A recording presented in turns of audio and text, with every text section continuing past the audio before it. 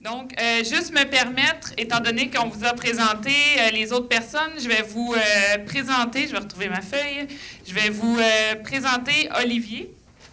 Donc, Olivier est détenteur, il est juste ici, détenteur d'une maîtrise en gestion de la faune et de ses habitats et d'un baccalauréat en écologie. Olivier est un biologiste spécialisé en écologie végétale et détient 11 années d'expérience professionnelle à cet égard.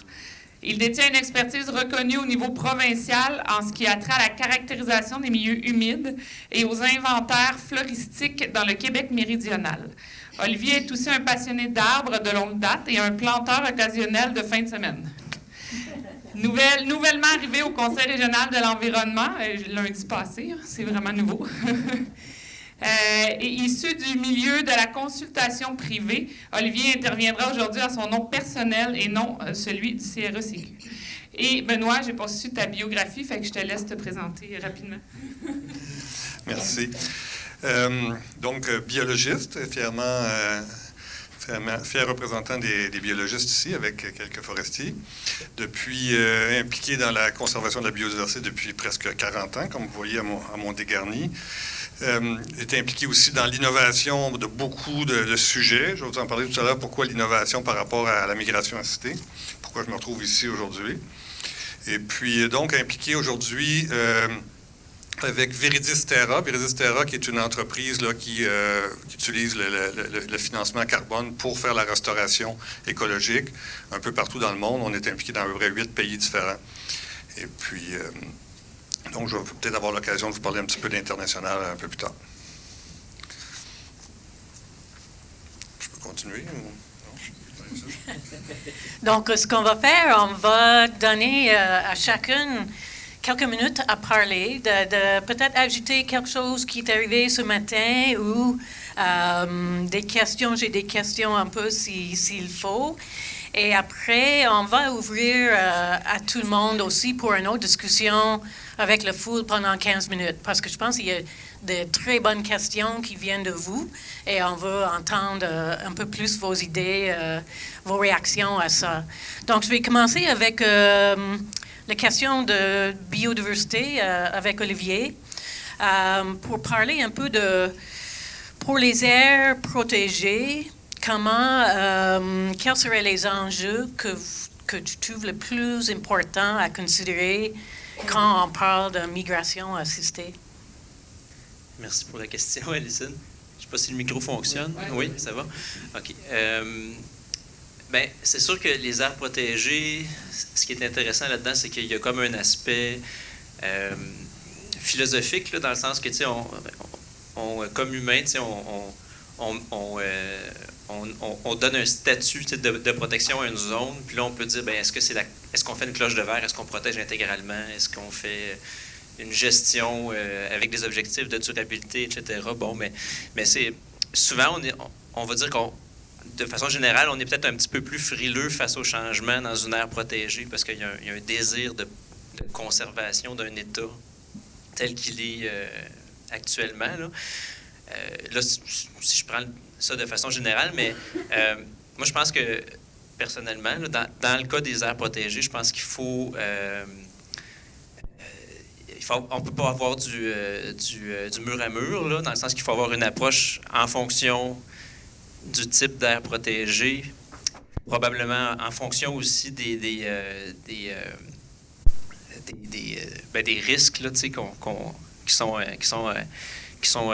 sujets. Personnellement, parce que dans le fond, ce que tu disais... Oui, comme les risques, qu'est-ce que tu vois comme les risques les plus importants? Si on faisait commencer justement comme dans certaines aires protégées ou types d'aires protégées, si on commence à faire la migration assistée, quels seraient des risques? Ouais. OK.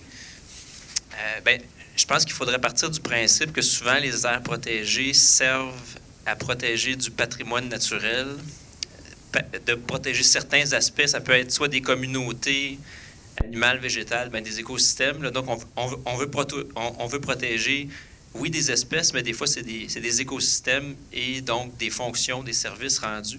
Fait qu'il faudrait s'assurer que si on intègre des nouveaux éléments dans dans ces écosystèmes-là, bien que ça ne vient pas complètement transformer soit les services, les fonctions ou les communautés qui sont sur place. Fait que c'est une vision qui est un peu plus graduelle, plus soft, si on peut dire. Puis moi, j'aurais tendance à miser beaucoup sur les traits fonctionnels qu'on a parlé beaucoup ce matin. C'est-à-dire je vais prendre un exemple.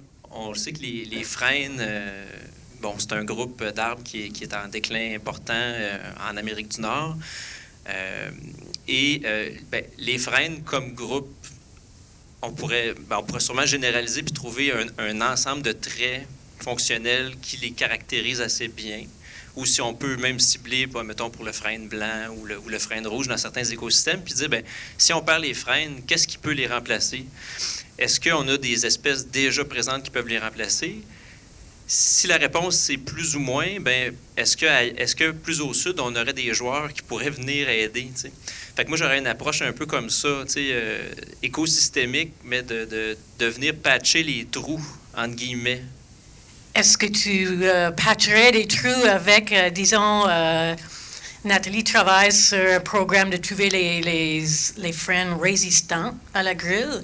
Même chose pour l'orme, on cherche des individus résistants. Est-ce que tu verrais ça comme une possibilité pour les aires protégées de regarnir avec les arbres génétiquement résistants? Personnellement, je pense que ça serait une bonne option, là, dans le sens que c'est encore plus conservateur, si on peut dire, puis plus près. Puis je pense qu'on peut... on a un devoir, presque, là, je dirais philosophiquement, là, de considérant que souvent les pathogènes ou... c'est souvent... appelons-le des pathogènes là, qui causent les déclins de ces espèces-là. Souvent, leur arrivée est due à des interventions humaines. Fait que je pense qu'on a un certain devoir moral d'au moins essayer de maintenir ces espèces-là. Puis là, on pourrait évoquer plein d'arguments, de principes de précaution, puis tout ça, mais je pense que, oui, justement, il faut essayer de garder leur place. Donc, oui, par... Aurais-tu une réaction à ça, Nathalie, comme possibilité?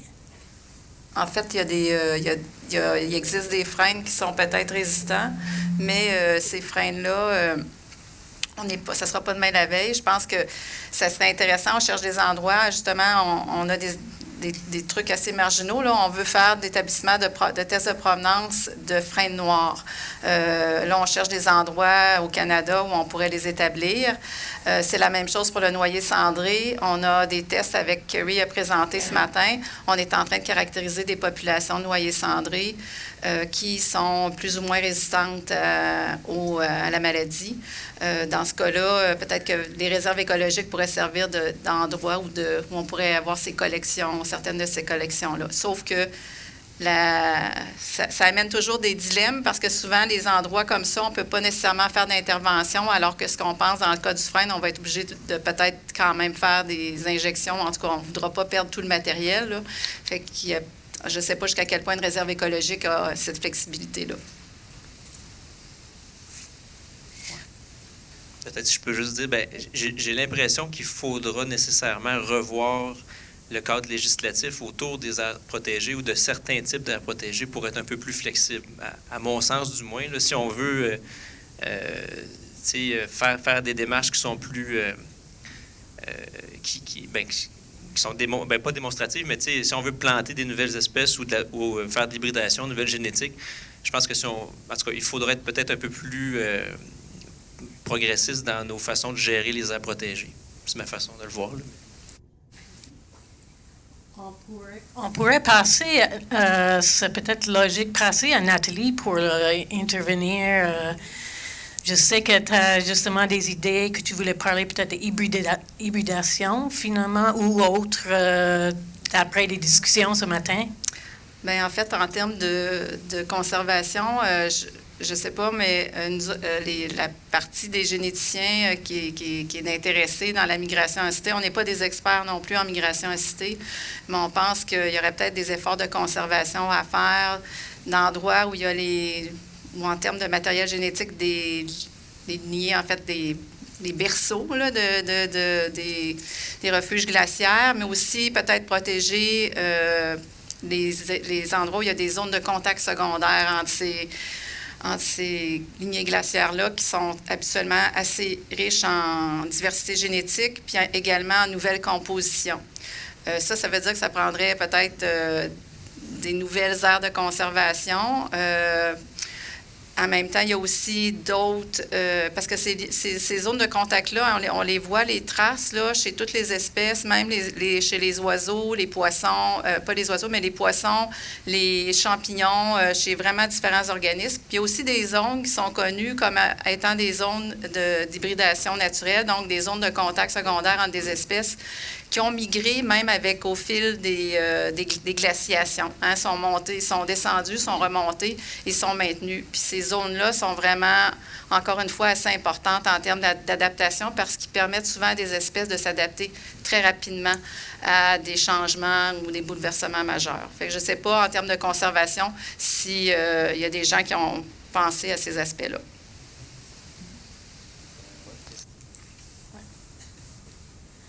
Oui, c'est une bonne question. Il faudrait voir si ça fait partie des éléments qui sont pris en compte, mettons, je pense au niveau ministériel, pour l'élaboration de la planification des aires protégées. Là. Mais c'est sûr qu'aussi au Québec, de ma compréhension, je ne suis pas géographe ou paléontologue, là, puis tout ça, mais de ce que je comprends, c'est qu'on n'aurait possiblement pas eu de refuge glaciaire ici localement. À moins que je me trompe, ou peut-être il y a certains coins là, vers les monts Chic-Choc, là, que je pense qu'il y a un peu de... Mais je pense qu'il y a peut-être avoir des micro-refuges, mais oui. Puis aussi dans l'Est, là, plus près de l'océan. Là. Mais c'est sûr que, peut-être la question des refuges à l'échelle du Québec est peut-être moins... mais il y a peut-être... Sauf qu'on peut devenir un refuge pour ces... On va devenir un refuge pour ces... C'est pour ça qu'on travaille avec les Américains, parce que... Je veux dire, le Québec va devenir une zone de refuge pour peut-être ces refuges glaciaires-là. C'est ça, un nouveau refuge, là, finalement, pour le futur. Oui, justement, ça, c'est une question intéressante des nouveaux refuges. Je pense qu'il y a une réflexion un petit peu au ministère là-dessus, mais tu sais, comment identifier ces places actuellement qui pourraient devenir des refuges pour certaines espèces et comme en amont, commencer à protéger, en aire protégée, des aires potentielles.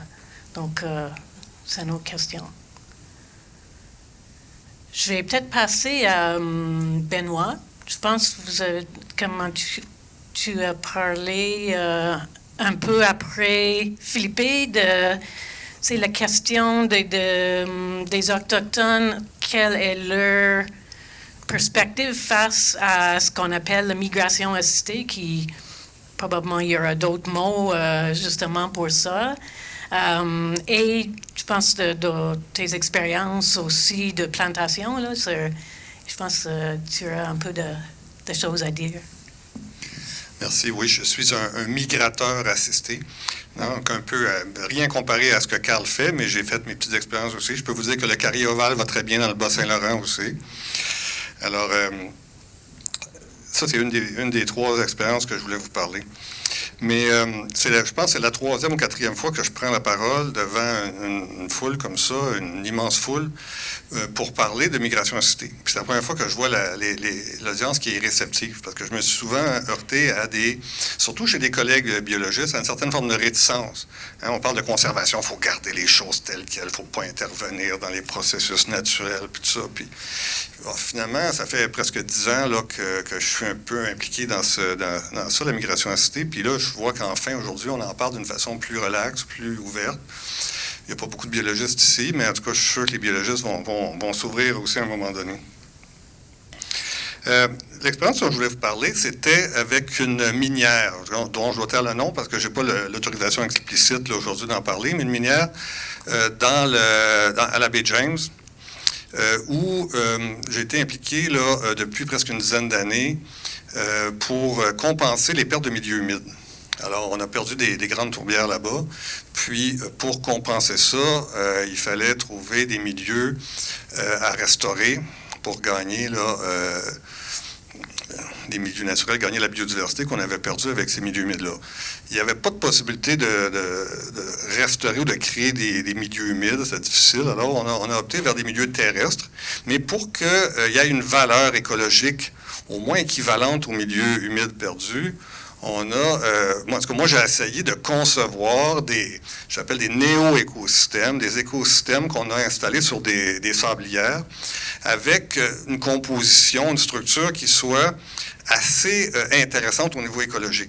Alors, on a utilisé deux façons. La première, c'était à travers le choix d'espèces qui génèrent des services écologiques qui sont valorisés localement par les CRI. On est en territoire CRI. On a 3 trappeurs différents qui sont touchés par le projet minier. Et puis, donc, on les a consultés pour voir c'est quoi les espèces. Bon, c'est connu aussi les espèces médicinales, alimentaires, etc. Donc, on a décidé de planter surtout ces espèces-là. Mais j'ai proposé à la minière, pourquoi on ne ferait pas aussi un espèce de refuge proactif de migration assistée? Donc, on s'est dit, on pourrait installer dans ces sablières-là des espèces qui vont se développer avec le nouveau climat, puis qui vont devenir comme un point où ça va pouvoir se répandre dans le futur, puis que si le boulot-nain disparaît parce qu'il fait trop chaud, bien, on aura peut-être d'autres espèces. Fait que les autres, ils ont dit, ouais, c'est intéressant, puis ça va donner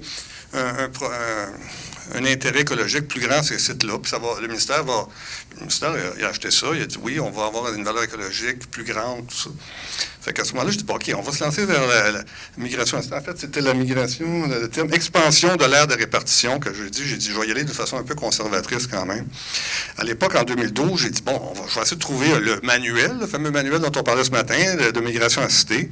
J'appelle au ministère. À date, dans ce temps-là, il y avait juste un monsieur qui s'appelle André Rainville, que je salue, qui doit être à la retraite. C'était le seul, puis je pense qu'une autre dame aussi, avec laquelle j'ai parlé à l'époque. Mais on était au tout début, il n'y avait aucune directive à me donner, ni rien. J'ai dit, est-ce que je peux faire ce que je veux? Il n'y a pas de règlement, il n'y a rien. J'ai dit, bon, OK, merci, bonsoir. J'ai dit, on va essayer d'inventer une méthode. Là, ce que j'ai fait, j'ai pris la minière sur une carte, et puis là, j'ai tracé un polygone jusqu'à environ 100 km au sud de la minière. Et là, ça arrivait autour de Chibougamau. Là, j'ai fait un polygone comme ça, toute la zone des espèces qui, d'après moi, vont migrer vers le nord. Là, j'ai fait, avec ce polygone-là, j'ai fait une extraction de la base de données GBIF, je ne sais pas si vous connaissez, Global Biodiversity Information Facility, il y a le canadensis. Donc, j'ai eu tous les occurrences existantes dans mon fameux polygone. Là, j'ai trié mes espèces. J'avais beaucoup d'espèces que j'avais déjà au nord. Ça va. Là, j'ai trouvé toutes les espèces qui n'étaient pas présentes sur le site. Là, je les ai triées encore. J'ai sélectionné toutes celles qui avaient des services écologiques intéressants ou qui correspondaient aux habitats qu'on voulait créer. Puis, là, on a identifié, par exemple, 3 espèces. Il y avait les petites fraises. On n'est pas dans les arbres, là, mais des petites fraises. Il y avait la menthe. Et puis, il y avait le cèdre. Il n'y avait pas de cèdre sur place. Fait qu'on a dit, OK, on va proposer ça dans notre plantation. Alors, on les a inscrits dans notre liste d'espèces. Ça a été difficile de trouver les semences là, de petites fraises puis de menthe. Finalement, on s'est retrouvé avec le cèdre. Mais là, on s'est dit, le cèdre, c'est bien beau, c'est une plante médicinale, c'est une plante qui sert à toutes sortes de choses, mais les cris de ce cèdre-là, ils ne connaissent pas le cèdre. On fait ça pour eux autres, pour les trappeurs, pour les madames qui sont là, qui vivent, qui vont pouvoir utiliser le cèdre pour se faire un sirop de je ne sais pas quoi, bon, mais ils ne connaissent pas ça. Fait que là, on s'est dit, il va falloir faire aussi migrer les savoirs ancestraux, les savoirs traditionnels. Fait que là, on s'est dit, bon, il faut faire pas juste la migration assistée des espèces, il faut faire la migration assistée des savoirs. Fait que là, on s'est dit, ouais, mais là, il faudrait qu'on aille voir les cris de Chibougamau ou de Ojibougamau pour qu'eux autres qui connaissent le cèdre puissent monter voir les cris de Wemingee pour qu'ils leur expliquent, là, regarde, on vous installe des cèdres, mais là, il faut que vous connaissiez qu'est-ce que c'est comment on fait pour utiliser le cèdre. Fait que ça, c'est un beau plan, jusqu'à temps qu'on le présente aux cris. Là, les cris nous ont un peu dépinés. Eux autres, ils étaient conservateurs. Pour ça, je demandais un matin à Philippe, j'ai dit comment que... Parce qu'il avait été échaudé, parce que la minière avait fait de la restauration avant avec des petites fleurs jaunes, là, du mélilo, non pas du mélilo, du lotier, je pense. Puis là, quand les cris avaient vu ça, le jaune, ça, ils disaient non, on n'en veut pas d'espèces. Donc, il avait été échaudé par la migration assistée d'espèces invasives, ou en tout cas d'espèces pas très, qui venaient de plus loin que 100 km vers le sud. Donc, on avait comme une bataille de perdu déjà. Mais finalement, en tout cas, il y en a 2 sur 3 qui ont accepté le cèdre. Fait que là, au moins, on va finalement, au bout du compte, toute cette histoire-là, pour dire que oui, on va planter, on a même commencé à planter du cèdre sous forme de semence ou sous forme de semis. Alors, on pense que ça va servir de source pour la dispersion future du cèdre. Ça va peut-être remplacer à terme le bouleau nain. Là. Fait que ça, c'était ma première expérience. Je pense que j'ai déjà assez parlé. Je reviendrai peut-être plus tard avec ma deuxième. OK. Merci, c'est intéressant. Quel âge maintenant, les tuyas? Oh, OK. Ça passe pas vite là-bas. Non, la saison n'est pas très longue. Peut-être on irait vers Philippe, justement, on est un peu dans l'acceptabilité sociale, justement. On n'a pas eu l'opportunité d'échanger avec les groupes autochtones dans ton projet, mais ma question était plus autour de, tu dis qu'on va faire un plan de communication pour le public. Comment tu vois ça, un plan de communication sur la migration assistée? Peut-être changer des mots, justement, comme tu as mentionné, ou donc pour l'expliquer, c'est quoi? Puis ensuite, pour une mise en œuvre, deuxièmement. Donc, oui, c'est vraiment un grand défi de parler de cette question parce que, comme mon sujet de travail, je travaille avec la mentalité humaine, c'est un peu plus difficile de faire c'est pas un sujet que c'est objectif. Je travaille beaucoup avec les sujets subjectifs. J'utilise comme référence d'autres études qui ont déjà bien travaillé avec les sujets de le sondage avec la population humaine. Et pour moi, c'est important l'objectif. Pourquoi que je fais cette étude? Pourquoi l'étude avec la population humaine? L'objectif, pour moi, personnellement, dans mes études, c'est de travailler la migration forestière assistée. J'utilise le mot migration forestière assistée, qui pour moi, c'est différent de la migration assistée en général. Quand on parle d'une migration d'une essence exotique dans les gardes, dans une migration personnelle, comme ça, ce n'est pas la même idée que la migration forestière, qu'on ne pense plus à la question des systèmes, on pense des projets du gouvernement. Mais comment on peut travailler avec ce sujet et directement avec la population qui ne connaît peu la question? Comme j'ai déjà dit plus tôt, j'ai besoin de penser comment présenter le sujet à la population, comment parler avec la population d'une manière que c'est compréhensible. J'utilise une autre idée de vulgarisation scientifique comme la bande dessinée, les tests qui sont plus informels pour parler avec la population. Je pense que c'est la première chose que je pense. Et enregistrer bien l'objectif, que ne c'est pas un objectif publicitaire. Je ne pense pas à un plan de communication pour convaincre la population à accepter la migration forestière assistée. C'est justement un plan pour parler avec la population. C'est possible qu'en 10 ans, la population en général dit non, ne c'est pas bon, ne c'est pas le mieux. Ils ont besoin de comprendre la population. Dans une démocratie, la question s'est ouverte et c'est possible de la participation de la population. Mais ce n'est pas comme un projet de déterminer la migration forestière assistée, c'est mieux, ils ont besoin de travailler avec ça, avec la population. Parfois, ce n'est pas possible. Même que les scientifiques disent que c'est bon, c'est possible que la population n'aime pas. Et sans la population, on a besoin de comprendre dans un univers de démocratie, de la possibilité de participation. Mais je pense que oui, je pense qu'en premier moment, je suis optimiste avec ça. On peut bien changer avec la population et tous les différents acteurs de la population du Québec, et quand même la population autochtone, parce que il y a une demande pour une stratégie environnementale, la population bien compris, et aujourd'hui, la migration forestière assistée, c'est une réalité vraiment acceptable en général, selon ma perception. Je ne sais pas si je parlais exactement de la question. Mais...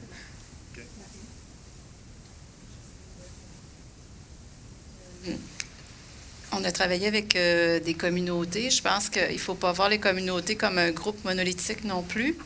Il y a énormément de variations dans la perception ou dans les besoins. Et notre expérience, c'est que c'est de développer peut-être, de proposer la migration assistée pour la migration assistée. Même moi, je ne trouverais pas ça intéressant. Je pense qu'il faut aller avec des histoires, avec des espèces d'intérêt. Entre autres, on a les vacciniums. Les gens se rendent compte que le vaccinium, il fait de moins en moins de fruits ou il est en train de disparaître, il est remplacé par autre chose. Donc, c'est peut-être d'être à leur écoute et de voir, parce qu'eux autres aussi sont marqués, sont frappés par les changements climatiques. Ils l'observent encore mieux que nous, on peut le faire, parce qu'il y a plusieurs communautés, il y a des gens qui vivent vraiment près de la nature. Donc, je pense qu'il faut aller avec davantage avec leur quotidien et partir d'exemples qui les touchent. Nous autres, ça a été vraiment un gros changement.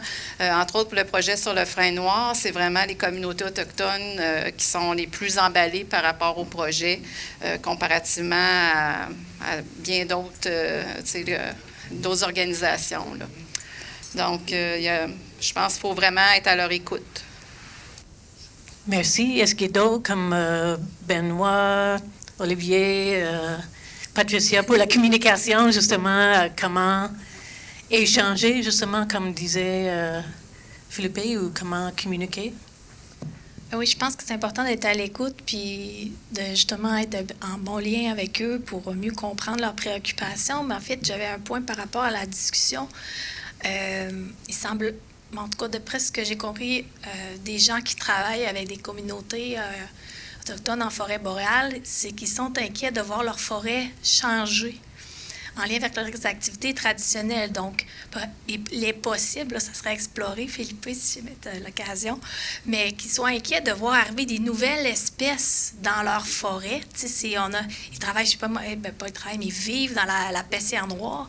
Il n'y a pas tant d'espèces dans ces forêts-là. Puis là, on amène, une nouvelle espèce, je sais pas moi, une épinette rouge, bien, ça ne veut pas dire qu'ils vont être très réceptifs parce ils sont beaucoup dans leurs traditions qui sont tellement importantes pour eux au plan identitaire. Donc, je pense que c'est un point important. Donc, être à l'écoute. Le cas du frêne, le frêne est important pour leurs activités traditionnelles. Donc, ils peuvent être plus réceptifs pour la conservation d'espèces dans les écosystèmes. Peut-être la migration des populations pourrait les intéresser, mais c'est du jargon, tout ça. Eux autres ne savent pas nécessairement ce que ça veut dire. Donc, je pense que c'est pour ça qu'il est important de peut-être justement établir une communication avec eux, être à l'écoute. Non, ça va. Je pense que je bouge trop le micro. Bien, peut-être on continue avec toi un peu, Patricia. Les questions de mise en œuvre, justement, si on voulait faire ça à plus grande échelle, quels sont les plus gros défis? On va en parler aussi en atelier de cette question. Selon toi, qui va travailler à ce niveau, qu'est-ce que tu vois comme des défis les plus importants? Bien, d'après moi, mis à part le fait qu'on n'a pas encore toutes les connaissances pour déployer ça à large échelle, pour moi, le défi que j'entrevois, c'est vraiment la production de plants, mais surtout l'acquisition de semences de qualité pour les espèces qui poussent les feuillus, par exemple, qui poussent le plus au sud, ou si on va aller chercher des espèces aux États-Unis, là, on se bute aux frontières. Ça peut être vraiment compliqué d'importer ces graines-là. Moi-même, j'ai vécu j'ai essayé de trouver des provenances aux États-Unis pour notre deuxième dispositif, puis c'est vraiment compliqué. Tu veux te tirer les cheveux sur la tête. Donc, moi, je pense que l'acquisition de semences, la conservation de semences, c'est un élément super important. Puis au Québec, là, on est quand même chanceux, on se fait dire par des Américains, par des gens qui, en particulier les Américains, vous êtes donc bien organisés, vous avez des bons réseaux de pépinières, une bonne expertise. Mais même à ça, on a des centres de conservation de semences, mais même eux, ils n'ont pas toutes les espèces. Puis il y a des semences qui ne se conservent pas, comme les espèces à fruits charnus, comme le chêne rouge et le carrier. Donc, c'est tout un défi logistique. Puis pour moi, ça va être un beau gros casse-tête. Oui, puis si on voulait produire des essences du Sud qu'on n'a jamais produit, ça c'est tout un autre défi parce qu'on ne sait pas comment les produire. Effectivement. On n'a pas eu Il y a l'expérience. un développement de connaissances, de savoir-faire aussi au niveau de la production de plants. Mais j'aime l'idée de la migration des savoirs. Je pense que ça peut faire partie de la clé aussi en ce qui a trait à la conservation des semences, la récolte des semences, le traitement, la conservation des semences. Puis après, ben tous les aspects germination, lever de la dormance, c'est pas nécessairement évident. Donc, travailler avec les Américains plus pour ces essences-là qu'on ne connaît pas. Mais pourquoi pas? Ils sont plus ouverts qu'on pense. Ah oui, non. Mais quand on dépasse, il faut juste pas parler des litiges économiques, mais sinon, moi, je travaille avec des chercheurs américains, puis ça se passe super bien. Nous autres, on fait ça pour la cause, pour la science, puis pour les forêts, puis à ce moment-là, il faut oublier les barrières politiques, je pense. Oui, Nathalie? En fait, justement, ce qui a trait au ça va devenir un enjeu, étant donné que, on parlait de, la saison de croissance change, mais la saison aussi, tout ce qui est la phénologie de la floraison est en train d'être modifiée. Ça se pourrait qu'on ait moins de semences, ou en tout cas, on a des problèmes pour obtenir des semences, et il va y avoir peut-être la compétition. Hier, j'avais une réunion de l'Association canadienne de génétique forestière, puis en fait, les Européens sont très intéressés aussi à obtenir des semences des espèces nord-américaines. Donc, finalement, j'ai réalisé en discutant avec des collègues, on a des tests de provenance de chêne rouge, Julie. Les Américains, les Européens en ont des encore plus âgés que les nôtres, puis avec de nos provenances. Donc, tout ça fait que, on peut, je pense, qu'il faut travailler avec eux, puis essayer d'aller optimiser. Mais le savoir-faire pour les chênes, je pense qu'en Europe, c'est très bien développé. Il va falloir que, c'est ça, participer et collaborer ensemble pour trouver des meilleurs, en tout cas, développer nos connaissances. Peut-être ajouter mon petit grain de sel sur la mise en œuvre, puis un peu l'aspect communication aussi. Moi, j'arrive du Sénégal, là, puis où je suis impliqué depuis plusieurs années dans un projet, et un projet d'électrification, on doit couper des arbres, puis on doit compenser ces arbres-là. Donc, on est en train de mettre en place un vaste programme de plantation. Puis évidemment, moi, en tant que biologiste, on va planter des espèces indigènes. Alors, on vient de faire une tournée de tous les fonctionnaires des eaux et forêts, de toute la section où on travaille, qui est un peu à la charnière entre la forêt guinéenne puis le Sahel, un peu, là. Et puis, là, les fonctionnaires, ils disent, non, on ne peut pas planter nos espèces indigènes. Un peu, puis je dis, oui, mais regarde l'acacia, puis ça poussera pas, parce que eux, ils le vivent, le changement climatique. Ils le vivent beaucoup plus difficilement que nous. Ils voient très bien que le Sahel, le désert, la désertification descend vers le sud. Donc, il y a une question de changement climatique, mais il y a aussi une question de dégradation des écosystèmes. Alors, les deux se combinent, parce qu'à cause des pratiques agricoles, à cause des feux de brousse, etc., ça se dégrade. Donc, les conditions, par exemple, où les espèces indigènes sont habituées de vivre, ils ne sont plus là. Il y a plus de soleil, il y a plus de vent, il y a plus de chaleur, il y a moins d'eau, etc. Donc, eux autres, c'est clair qu'il n'y a pas eu de débat public, il n'y a pas eu de communication, il n'y a rien. C'est sûr qu'ils vont chercher des espèces qui vivent 200-300 km au nord, en Mauritanie, s'il faut, puis ils vont prendre ces espèces-là, puis ils savent que ces espèces-là qu'ils vont planter, et il n'y a pas de niaisage, là. C'est ça qui pousse là, ils l'ont testé, puis... donc, pour montrer que là-bas, c'est plus presque une question de survie qu'une question économique, parce que c'est les arbres qui les protègent, qui leur rendent les services écologiques, qui les maintiennent en vie, là. Et la communication? Bien, la communication, c'est dans le sens où les autres, ils n'en ont pas fait de communication. Il n'y a pas eu de débat de société, là. C'est les gars, puis les villageois, ils acceptent les arbres qui sont plantés. C'est pour ça qu'on se paye, nous, le luxe de se gratter à bédaine pour dire est-ce qu'on doit communiquer de quelle façon, mais là-bas, il n'y en a pas eu de communication, là. J'en ai pas vu. Il y en a eu un peu entre moi et eux, parce qu'il y avait comme un petit débat là, dans chacun des bureaux, puis ils ont fini par me convaincre de dire non, on ne pourra pas planter les espèces indigènes, sauf peut-être certaines espèces indigènes qui étaient déjà adaptées ou des espèces pionnières, un peu mais les espèces de forêt mature, oublie ça, on ne peut pas les faire pousser. Donc, ça, c'est déjà à grande échelle, à grand déploiement ou... Moyen déploiement. Moyen, OK. Donc, pas de débat.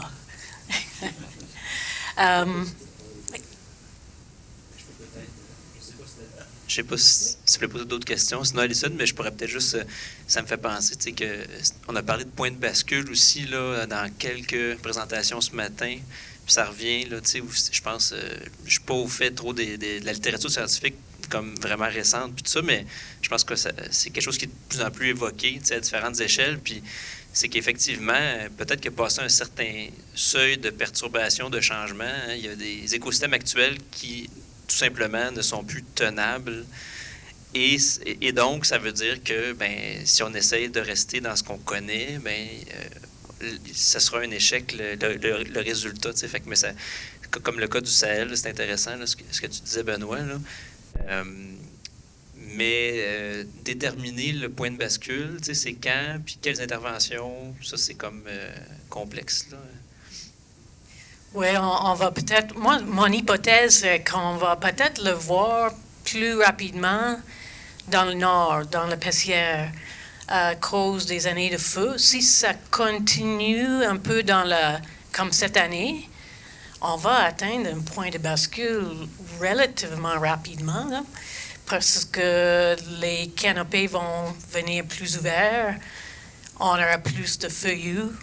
On va avoir une forêt, une communauté complètement différente, selon moi, avec beaucoup d'éricacées, mais qui sera différente, avec moins de bois. Donc, les fonctions vont changer avec ça.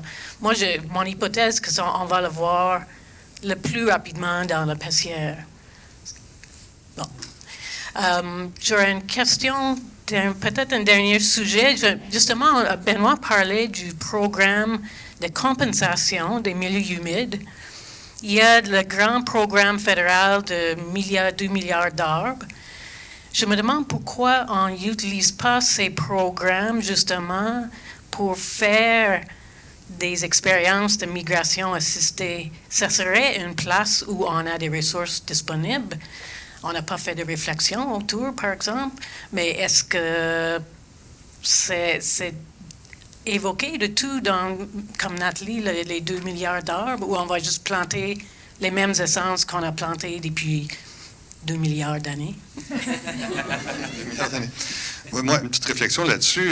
Je pense que tout le monde, on doit déjà incorporer dans notre réflexion, dans notre plan. Tous ceux qui plantent des arbres doivent déjà se dire, on va aller un peu plus chercher notre matériel végétal vers le sud.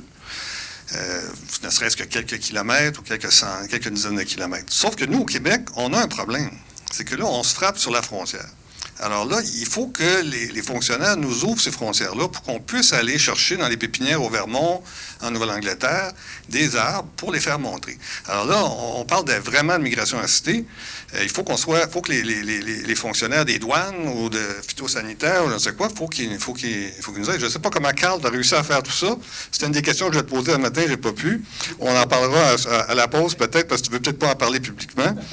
Mais il y a un enjeu, là. OK, des semences. Mais oui, moins de semences. Comme Patricia disait, c'est extrêmement compliqué d'en trouver actuellement. Il n'y a rien de disponible. C'est un gros problème. C'est un gros problème, je pense, qui est le terme légal, qui est à un niveau légal. Là. Il y a un enjeu de transporter des arbres du sud et les amener ici. Là, Puis surtout de transporter d'autres espèces, parce qu'on n'a pas parlé des espèces exotiques envahissantes, mais quand tu prends une plantule dans une pépinière, je ne sais pas, à New York, tu l'amènes au Québec, tu n'amènes pas juste une espèce, tu amènes 10, 20, 30, 50 espèces qui sont dans le terreau, qui sont là, qui sont dans les feuilles, tout ça. Et ça, c'est un gros enjeu. Puis c'est pour ça qu'évidemment, nos douaniers sont si rigoureux, puis qu'ils font leur job, et c'est pour des questions phytosanitaires, bravo. Mais là, il faut trouver une façon de faire. Puis, moi, je pense que c'est bien dans un sens, ces 50 espèces-là qu'on amène dans notre terreau sont probablement à 99% positives parce que c'est les mycorhizes, ce sont les autres espèces qui viennent, dans le fond, on transporte un petit mini-écosystème. On parle de migration forestière, c'est lui qui utilise le terme migration forestière, c'est la première fois que j'entendais ça, mais c'est vrai que c'est ça qu'il faut faire, c'est pas migration des arbres. Ouais, on devrait conclure avec dire qu'il ne faut pas faire la migration des arbres, mais bien la migration de notre écosystème forestier, parce qu'il faut faire migrer non seulement nos arbres, mais aussi les mycorhizes qui les accompagnent si on veut les faire pousser. Je pense que, en fait, les enjeux, c'est des aspects, même les chercheurs, on se frappe à ces enjeux-là. On a fait pousser en serre, on a un permis spécial pour faire pousser des peupliers faux-trempe du Mexique qu'on ne peut pas sortir. On a même un permis pour pouvoir les transporter de la serre au laboratoire, au Service canadien des forêts. Là. On traverse la rue. Fait que c'est très compliqué. Hein? Non. Donc, oui, il y a des enjeux et je comprends parce que par le passé, puis c'est des gens d'agriculture, hein, on peut transporter pas juste des organismes, il y a des virus aussi, il y a des nématodes, des choses qu'on ne voit pas. Il y a justement notre groupe de travail nord-américain, on veut justement peut-être dresser un portrait de comment on pourrait avoir une espèce de directives, là, de feuilles, qu'est-ce qu'il faut faire quand on veut déplacer des choses. Comme là, moi, je veux envoyer des freins qu'on pense résistants aux États-Unis, mais après ça, il faut que je puisse les ramener. Fait que peut-être qu'on va avoir... ça commence toujours par des projets spéciaux. L'Agence canadienne d'inspection des aliments nous met on est sous les feux de la rampe, on a des rapports à remplir, c'est très fastidieux. Mais peut-être qu'avec des exemples comme ça, si on fait un peu que ça soit contrôlé, mais c'est que quand on fait ça, ça met en péril ça peut mettre en péril l'agriculture, pas nécessairement la foresterie. Puis c'est là qu'il y a des enjeux. Les méthodes de détection vont s'améliorer, fait que peut-être que ça sera plus facile de cribler justement du matériel. Mais pour l'instant, on essaie d'importer des plantules, mais sans le sol, là. Parce que le sol, là, ça prend le gros permis, puis c'est ça, c'est assez contraignant. Puis je vous demanderais, quand vous importez, là, n'hésitez pas à écrire à l'Agence canadienne d'inspection des aliments. Ils vont vous dire quoi faire parce que se retrouver sur le site, c'est pas évident. Puis il faut vraiment demander les permis phytosanitaires. C'est vraiment important. Puis des fois, c'est d'une province à l'autre. Non, mais il y a un site Internet où est-ce qu'on peut vérifier toutes les espèces et on peut savoir si on a besoin d'un certificat phytosanitaire ou non. Dépendant des espèces, il y a des espèces qui sont barrées, comme par exemple les prunus, les pruniers, les cerisiers, tout ça. Il y a des espèces que c'est barré, mais il y en a d'autres qu'il y a moins de limitations. Moi, mon petit mot de la fin là-dessus, ça serait de dire migration assistée, oui, mais en premier, migration non assistée. Et la migration non assistée, là, on ne parle pas de forêt commerciale, on ne parle pas de bois, mais on parle de biodiversité. On parlait des aires protégées tantôt. Avant de faire la migration assistée dans les aires protégées, il faut s'assurer qu'il y ait de la migration non assistée. C'est-à-dire qu'on réduise la fragmentation, qu'on consolide nos corridors écologiques. Et je sais que le CREC est fort là-dessus. Au Québec, on est en train de prendre vraiment un beau mouvement vers ça. Et ça, c'est la priorité, d'après moi, la migration non assistée. La migration non assistée aussi de toutes les espèces qui se déplacent rapidement. Pas besoin d'émigrer, eux autres. On a juste besoin de se focusser peut-être sur certaines espèces qui sont à graines lourdes ou à graines lentes ou à tortues, comme on voyait tantôt, là. Ceux-là, je pense que oui, il faut faire ça. Puis il ne faut pas juste se consacrer sur les espèces à valeur commerciale, mesdames, les forestières, là. Il y a d'autres espèces aussi. Et aussi au niveau des animaux. On a un fleuve Saint-Laurent, nous, là, qui va bloquer toute notre faune, là, qui ne pourra pas monter du côté des Laurentides. Puis ça, je pense qu'il y a une question à se poser aussi là-dessus. Fait qu'il faut vraiment bien choisir, il faut bien définir nos enjeux là-dessus, mais prioriser toujours avant tout la migration non assistée. Oui, mais je pense que vous avez eu justement le congrès sur la connectivité il y a une semaine ou deux qui mettent ça en avant, puis il y a des fonds. Et ça, c'est super parce que ça met en place un plan pour la migration non assistée. Ça va aider cette partie-là. Bon, merci tout le monde. Je pense qu'on va ouvrir aux questions parce qu'on aime... vous écoutez, on va entendre un peu vos questions, vos opinions, tout ce qu'il y a d'expérience. Je pense en commençant avec Patrick, qui a un peu d'expérience. Bonjour. Il y a peut-être un petit piton en dessous. Moi, j'ai la tête éteinte.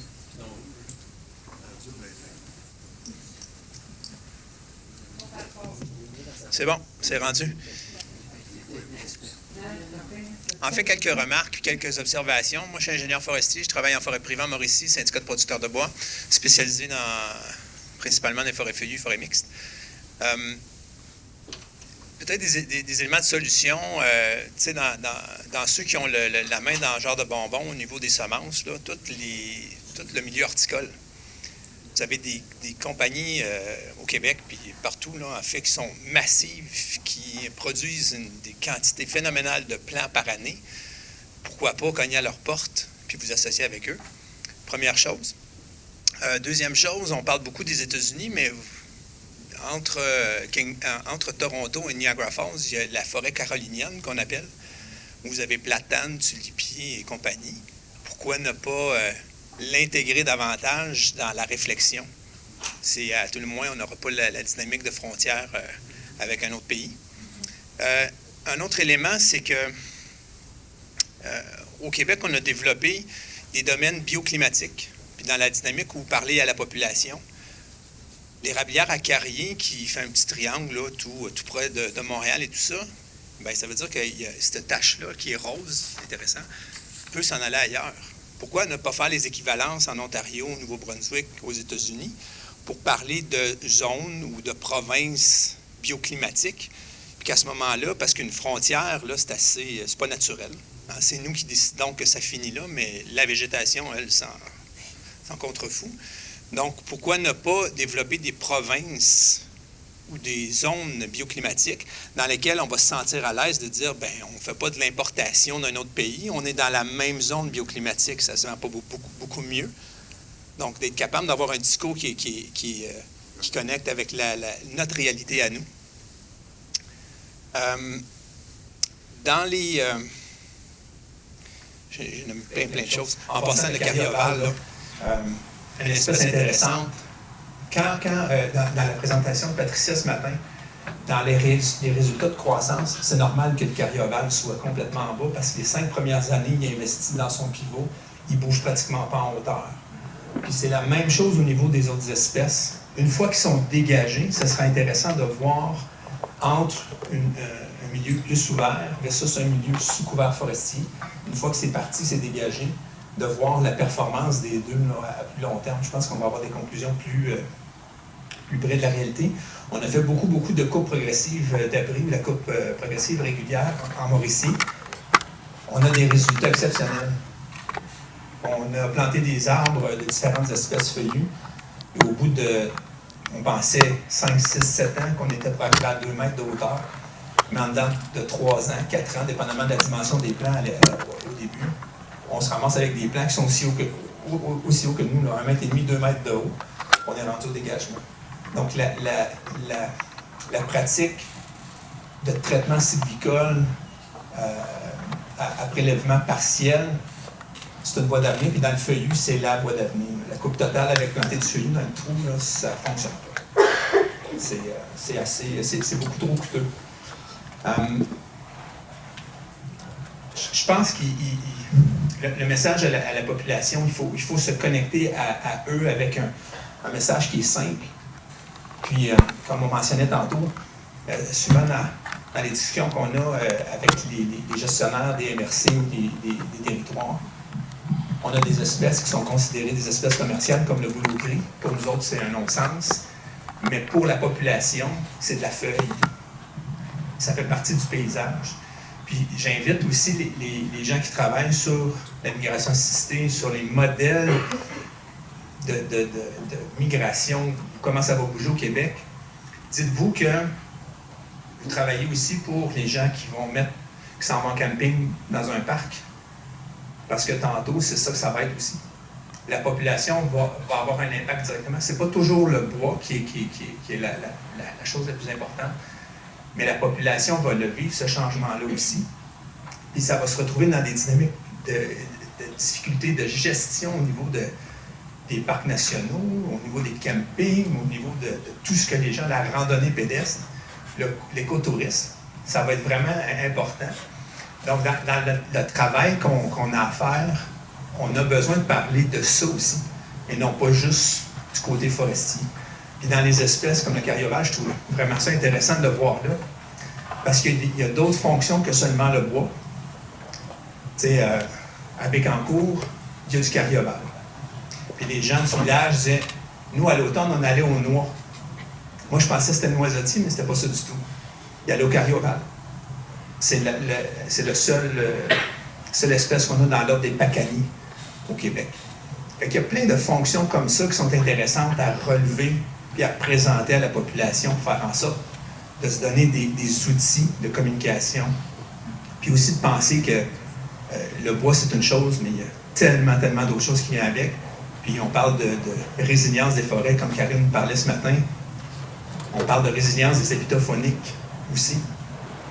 Fait que c'est tout dans les pêcheurs, les chasseurs, les trappeurs. Il y a une quantité de monde infinie alentour de ça, cette forêt-là. Puis on n'en a pas entendu parler aujourd'hui de cet aspect-là. Fait que je pense que c'est important de l'amener. Puis en terminant, le sol. Moi, je suis forestier. Puis je m'intéresse beaucoup au sol, au niveau des communautés fongiques. Mais je n'ai pas vu, jusqu'à maintenant, dans plusieurs événements concernant les changements climatiques, personne n'est venu parler des sols. On n'entend pas parler des sols. On entend parler de ce qui va se passer, l'impact sur la végétation, mais c'est quoi qui se passe dans le sous-sol qui permet à tout ça de vivre? Et ça, c'est absent. Merci.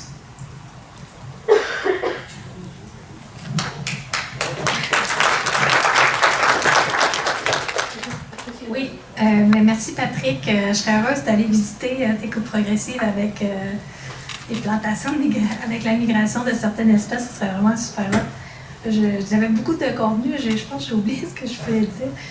Mais bon, j'ai carrément oublié. C'était ton avant-dernière intervention. Non, c'est pas là. C'est bon. Ça va revenir. Oui. Des sols, des communautés.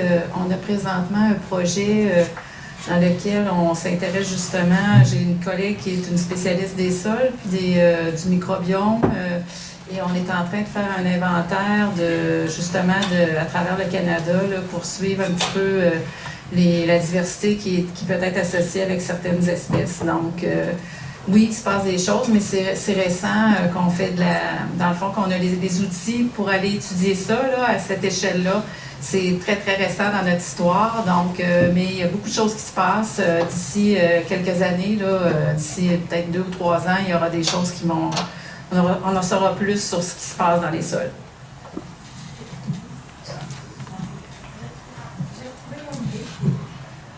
Donc, moi, je pense qu'effectivement, Patrick, tu amènes un excellent point que, justement, la migration assistée, il ne faut pas voir ça nécessairement comme une bête compliquée, mais tu sais, ça peut être un excellent outil de conservation active pour différents objectifs, conserver les services des écosystèmes, ça inclut la récréation. Puis je pense aussi, tout à l'heure, on a abordé la question dans les aires protégées. Mais tu sais, ceci dit, pour les aires protégées, je n'ai pas intervenu tout à l'heure, mais je pense qu'il faut quand même se garder des réserves écologiques dans lesquelles on n'intervient pas du tout, là. Mais effectivement, tu sais, je pense que c'est un outil intéressant. Puis c'est sûr que moi, tu sais, je fais de la recherche en sylviculture, c'est normal, je l'ai étudié dans ce contexte-là, mais les résultats qui vont sortir de ces études-là peuvent être appliqués à d'autres contextes avec d'autres objectifs d'aménagement.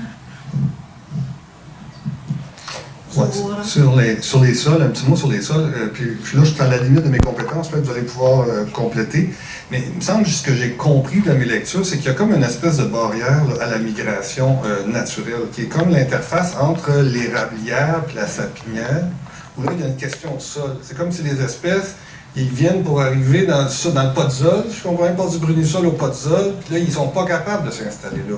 Donc là il y a peut-être un enjeu là, de migration assistée pour essayer de les faire passer cette espèce de barrière écologique-là. Mais Pascal a réagi.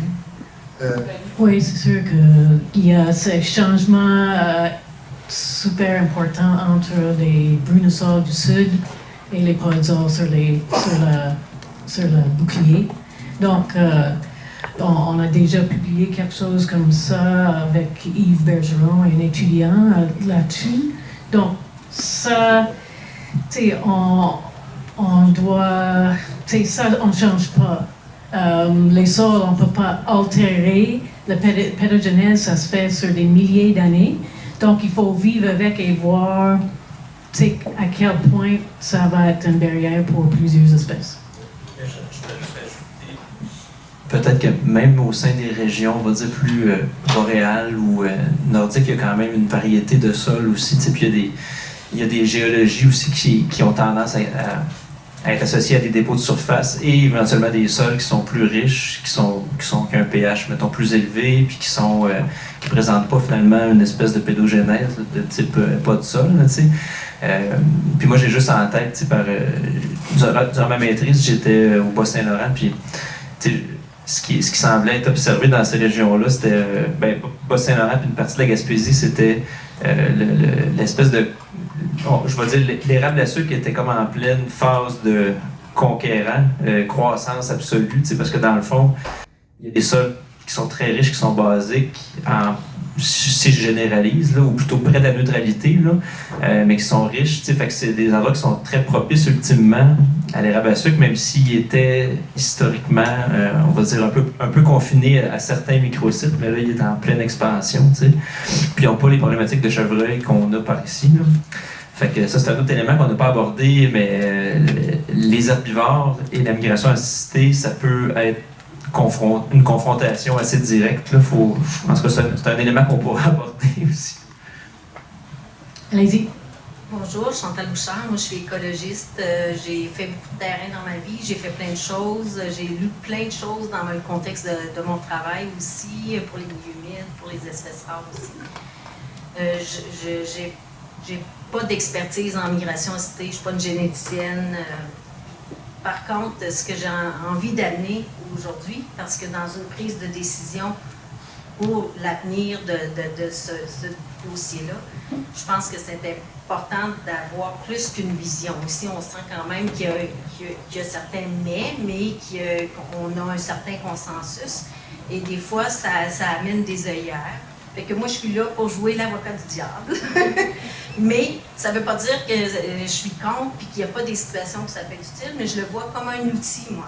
Mais est-ce le premier à utiliser, à mettre en œuvre de façon massive, quand M. Limoges disait que favoriser la migration écologique naturelle est peut-être la meilleure approche, moi, je suis d'accord avec ça. Je le ramènerais dans un discours d'humilité plutôt que de conservateur, dans le sens où l'humain a tendance à se considérer au-dessus de tout et plutôt une composante du milieu naturel. Fait que on voit souvent on veut intervenir parce qu'on a un besoin. Hein. Ça répond à un besoin de bois. On va toujours en avoir besoin de forêt.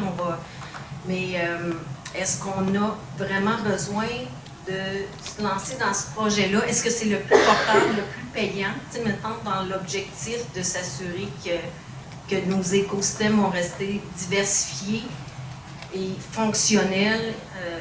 Moi, j'ai un questionnement. J'ai envie de vous parler d'humilité, effectivement, là, dans ce contexte-là. Est-ce que on tient nos projets, nos idées, c'est des belles idées, mais de les remettre des fois en question en se posant la question, est-ce que je suis mieux d'investir dans faire confiance à la nature qui fait ça depuis 4 milliards d'années? Bon, je ne dis pas dans tous les cas, là, mais elle a quand même su s'adapter, peut-être pas à la vitesse qu'on voudrait pour nos besoins. C'est un peu dans ce contexte-là que je dirais probablement que la direction des aires protégées du ministère ne veut pas qu'il y ait de migration assistée dans ces territoires protégés, parce que finalement, c'est des îlots témoins qui vont peut-être un jour être utiles pour nous sauver la donne si on a trop intervenu ailleurs puis que ça n'a pas fonctionné comme on voudrait. On a parlé, on veut importer des graines, mais ces graines-là, même si on les importe seules, il n'y a pas de garantie qu'ils ne sont pas porteurs de maladies, effectivement. Est-ce qu'on va causer une catastrophe? Peut-être que ça arriverait dans 1% des cas, mais si tout le monde se met à faire ça à grande échelle, ça va arriver. Puis on le voit déjà avec des espèces qui ont été introduites pour des besoins horticoles, mettons, pour nous faire plaisir, on les trouvait belles. Puis maintenant, ça coûte des centaines de milliers de dollars à l'État, à chacun de nous, pour pouvoir les contrôler. Fait que, il faut quand même, je pense, se poser la question, est-ce que je suis en train de jouer à l'apprenti sorcier? Ou est-ce que j'aide vraiment? T'sais, pour avoir lu des revues de littérature sur la restauration, par exemple, finalement, de ce que je comprends, puis là, ça fait quelques années, je ne me souviens pas de tous les détails des chercheurs, mais la restauration, ça ne fonctionnait pas si bien que ça dans tous les cas. Finalement, si on comparait un site qui s'était renaturalisé tout seul versus un site où on était intervenu, des fois, les sites qui s'étaient renaturalisés tout seuls étaient beaucoup plus biodiversifiés, avec des espèces adaptées au site qui viennent d'une biodiversité génétique aussi qui était présente, qui est adaptée aux conditions. Fait qu'on veut aider, on a l'impression que là, ça va aller trop vite et qu'elle ne suivra pas, mais c'est pas la première fois que ça se passe. Là, c'est à cause de nous peut-être, mais ça a déjà été, ça s'est passé avant dans d'autres contextes. Puis, on a quand même la biodiversité qu'on a aujourd'hui. Fait que c'est peut-être pas celle qu'on voudrait avoir maintenant. On veut intervenir. Des fois, peut-être, je suppose, des fois, on ne sait pas quoi faire pour aider, puis on veut aider. Est-ce que c'est vraiment la bonne façon d'aider? Je pense qu'il faut s'informer beaucoup. Il y a plein, on a mentionné plein de petites considérations complexes, différents contextes différents. Là, à cet endroit-là, la nature n'arrive pas à prendre le dessus, c'est trop dégradé, il y a trop de perturbations, ça vaut peut-être la peine d'intervenir. Comment?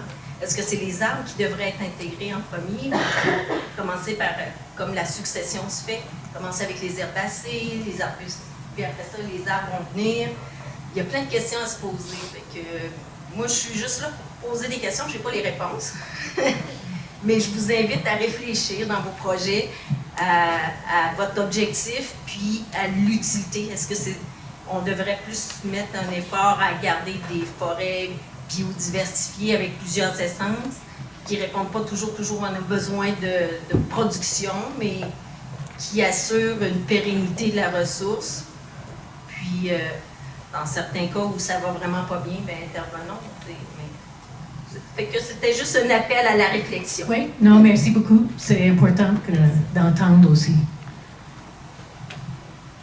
Sarah Claude, biologiste. Je suis à mon compte pour faire des projets de plantation en milieu agricole et urbain. Moi, ça fait 1 an que j'ai entendu ce concept-là et j'en ai planté quelques-uns, des tulipiers, frênes bleues. Mais tu sais, j'en plante 1, 2 parce que j'ai tellement peur. Puis tu sais, il y a quand même sur des subventions des clients qui payent. Mais tu sais, en même temps, là, j'ai la réflexion de comme ça n'aura peut-être pas d'impact, c'est d'en planter 1 sur tout un projet de plantation. Fait que là, ça serait quoi la proportion serait comme idéale de dire comme OK, là, ça va peut-être avoir un effet de dire comme on plante 25%, 50% ou 1% c'est suffisant. Là. Merci. Moi, là-dessus, en tout cas, pour répondre un peu aux trois derniers, madame me demande le manuel, le fameux manuel que je cherche depuis 2012, le manuel de migration assistée, on n'en a pas. Peut-être qu'avant d'avoir un manuel, ça prendrait peut-être une stratégie. Parce je pense qu'on est rendu là à se poser la question, puis ça fait peut-être partie de ton plan de communication. Est-ce qu'on ne devrait pas avoir une réflexion à l'échelle... puis là, à quelle échelle? Puis là, j'aime bien la réflexion de Patrick Lupien, là, qui dit que si on veut migrer à l'intérieur d'une même zone bioclimatique, c'est là que cette échelle-là, donc la migration... assistée et non assistée doit faire peut-être l'objet d'une réflexion à l'échelle continentale. Là, une idée, je pense qu'on est ici pour donner des idées là, pour votre article, ça serait de donner ça comme mandat à la Commission de coopération environnementale. Je ne sais pas si ça existe encore avec le nouvel ALENA, mais avec l'ALENA, il y avait cette commission-là qui s'occupait d'enjeux trinationaux. Hein, autant les frênes du Mexique que les États-Unis, tout ça, là, il y a un enjeu de migration qui sont préoccupés du monarque, mais peut-être là, on pourrait les mettre là-dessus. L'autre suggestion aussi, là, le fameux manuel, là, on voit que de plus en plus de monde qui en font la migration assistée dans leur cours de toutes sortes de façons, bien, là aussi, ça prend des lignes directrices, ça prend de l'aide. Puis l'idée d'avoir un réseau, on l'a soulevé, Alison et moi, un réseau de migrateurs assistés avec le président ici. Puis moi, je suis prêt à être le trésorier, mais... comment on pourrait se structurer, faire quelque chose d'un peu plus organisé. Moi, je serais bien intéressé d'aller chez vous chercher quelques semences là, de tulipiers que j'ai noté, puis une autre affaire. Là. Puis je pourrais partager mes échecs avec toi en coulisses. Là. En tout cas, je pense qu'il y a vraiment quelque chose à faire, puis de sortir peut-être un petit peu là, de juste l'aspect commercial, bois commercial, à voir ça comme un projet de société, un projet, puis même ça va jusqu'à une stratégie d'adaptation pour le Québec là, ou pour l'Amérique du Nord. Oui, oui, merci Benoît. Oui, la stratégie s'en vient, mais ça fait longtemps que ça s'en vient. Non, je sais, c'est pas la faute de Patricia, ni la faute de François ou Catherine, mais on attend la stratégie sur les caribous aussi. En tout cas, on va prendre des dernières questions assez rapides, parce que sinon, on va couper un petit peu dans l'atelier, mais on veut vous entendre aussi.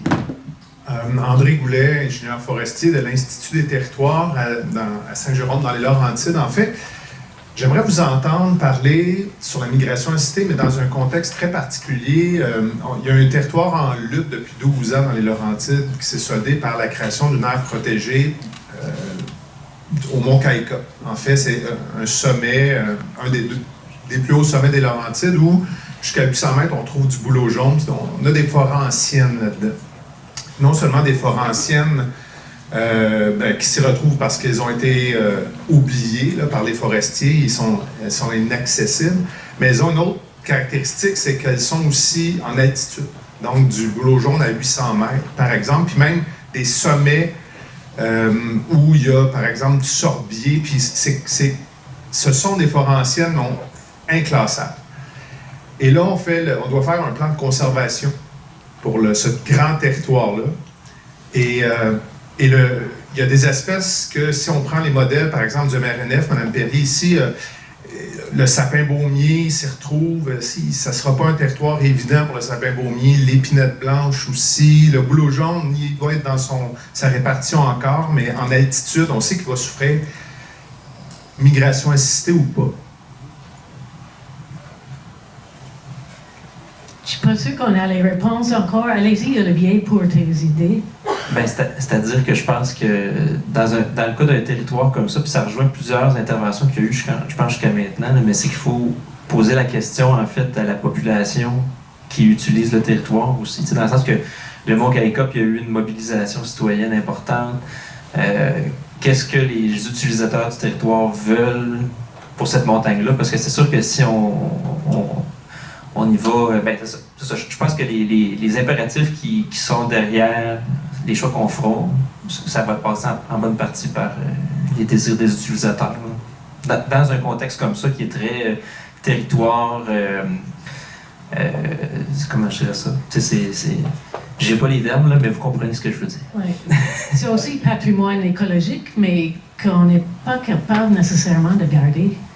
Même si on voulait garder une forêt ancienne pour toujours sur le mont, je doute que ça va être faisable. Donc, on doit vivre avec qu'est-ce qui s'en vient. Monsieur Mignon. Oui. Moi, quand je me suis inscrit ici, c'était parce que j'étais inquiète. J'ai vu le titre, ça m'a inquiété. Je suis content d'entendre ce que j'entends. Je vois qu'il y a beaucoup de réflexions. J'ai adoré l'intervention de l'avant-dernière personne parce que j'aurais... Le du moi est bien meilleur que moi, là, mais ça rejoint mes craintes. Moi, j'ai pas peur d'une technologie. Hein, c'est une technologie, la migration. J'ai peur, comme toutes les autres technologies, j'ai peur de ce que l'homme en fait. J'ai pas peur de la connaissance ou de la développer, la connaissance. J'ai peur de ce qu'on en fait. Hein, le nucléaire, les OGM, toutes les bonnes technologies. Il faut se faire les bonnes affaires. Fait que, ce que j'ai compris aujourd'hui, c'est qu'il nous manque beaucoup d'éléments de connaissance. Ça ne me rassure pas beaucoup. Mais je suis conscient qu'il y a... le cadran va nous rattraper. Je suis conscient de ça. Moi, je vous l'ai dit, là, je suis producteur à Séricole. Moi, si ça ne marche pas chez nous, là, je disparais. Là. Mon entreprise est en voie de disparition, puis le bonhomme avec. Puis sa succession aussi en termes de producteur à Séricole. Fait que moi, je t'inquiète de ce qui s'en vient. Je comprends qu'il faut aller plus loin en connaissance, mais non, ne jouons pas aux apprentis sorciers, puis faisons attention pour ne pas établir des dogmes. Parce que ça aussi, ça migre dans le temps et dans l'espace, les dogmes. On change de dogme, mais on passe d'un dogme à l'autre.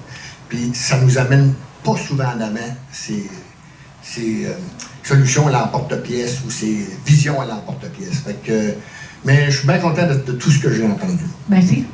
Merci beaucoup. Oui. Donc, je vous remercie beaucoup. Une bonne main d'applaudissements pour les gens qui ont posé des questions.